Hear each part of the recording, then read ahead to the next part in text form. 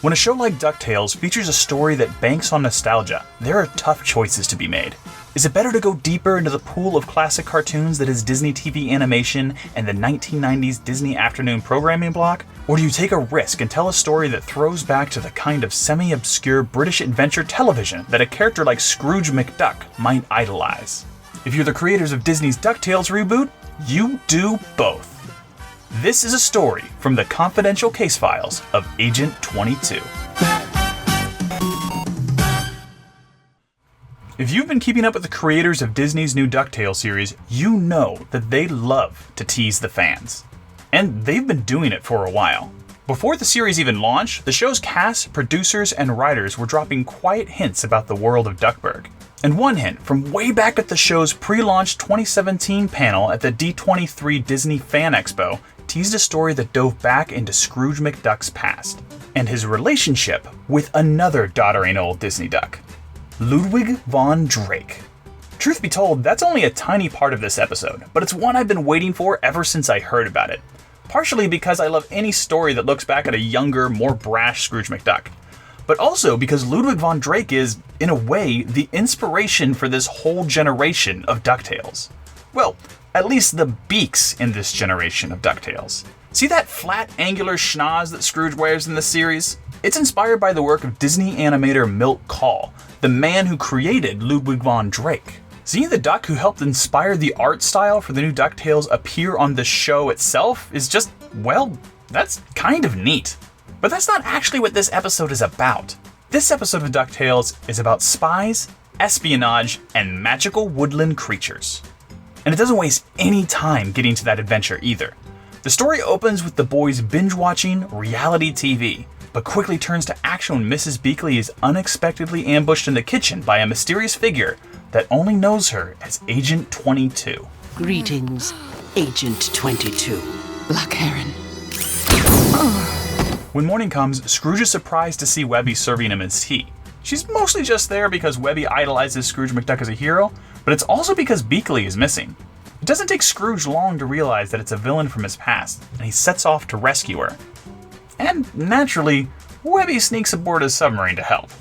First ever Webby McDuck team-up! This is not a normal adventure. You'll need to follow my lead. That on its own is enough of a setup for a fun episode, but this story takes it one step further by constantly flashing back to what looks like the 1960s, and the original Scrooge and Beakley adventure that this story actually started with. There's so much going on in these flashbacks, it's almost impossible to cover. On the surface, they tell an origin story about how Beakley and Scrooge first met, working as secret agents assigned to recover the missing page of an artifact called the Great Book, a page that contains the secret to untold powers discovered by the high priests of Castle Dunwyn. And if that sounds familiar, it's because those are all major plot points to one of Disney's first ever animated television series, The Adventures of the Gummy Bears. In fact, these flashbacks are littered with little references, from the name of the book and the castle to the silhouettes of the gummy bears themselves. Even the spy organizations are nostalgic callbacks. That's the Fiendish Organization for World Larceny. Shush and Fowl both have their origins in Darkwing Duck. The callbacks don't stop there either. The flashbacks dive into the lore of gummy bears, and the introduction to Scrooge and Beakley's past is told in the style of classic British television shows. Scrooge's bowler hat, cane, and demeanor are a dead ringer for John Steed from a 1960s spy show called The Avengers. And other elements like the island, Scrooge's jacket, and a weird bubble-based security system are all homages to a classic British show called The Prisoner. And you know what's really crazy? Despite these flashbacks and the main story being a ridiculously layered mix between DuckTales storytelling, Disney afternoon cartoon references, and classic British adventure serials, it all somehow still works. It doesn't lean hard enough on these references to distract from its own story, and cleanly moves the narrative forward with just enough background to keep you up to speed with what's going on, while holding back just enough to keep you wondering what comes next.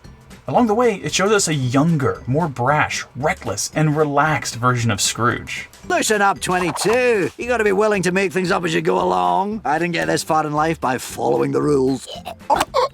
I got a stem caught in my throat. Anyway, onward. Not all of this episode is flashback, however. The story is constantly moving between the present and past, showing us what Scrooge and Beakley did on their first adventure together and how Scrooge and Webby are handling the same obstacles in the present day.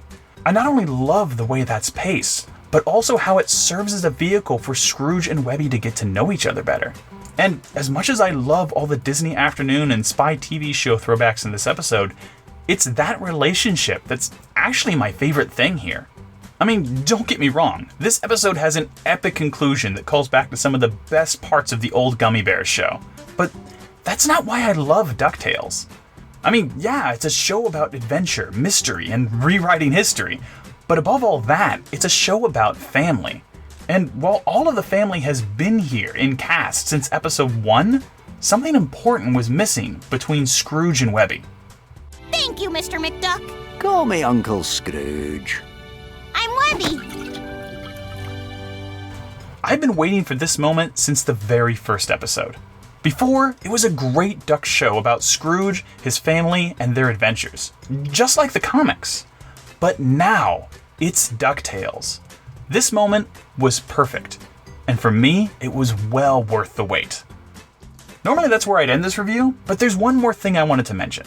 For all the nostalgia in this episode, it wasn't the callbacks to great British TV that caught my attention, or even the fun and excellently crafted callback to Disney's Gummy Bears.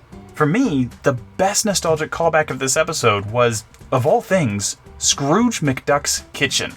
I'm not even joking. The opening scene, when Beakley gets ambushed, we get a brief look at McDuck Manor's kitchen and breakfast area. An open kitchen area with a refrigerator by the door, a few counters on the right side, and a breakfast table built into a bay window. The exact same layout as in the original DuckTales cartoon. It may seem like a silly thing to focus on, but I actually lit up when I saw this on screen. I gotta admit, it's a little weird to discover that I have some nostalgic hooks for fictional rooms in a cartoon mansion from my childhood, but there are just a few places in McDuck Manor that I've always loved, and it's great to see one of them faithfully recreated in the new show. But that's it for this one, everybody. If you like this review, don't forget to like, share, subscribe, and check out my channel for other videos. You can also hit me up on Twitter or leave a comment to share your favorite part of this episode. Otherwise, thanks for watching, and as always, take it easy, Internet.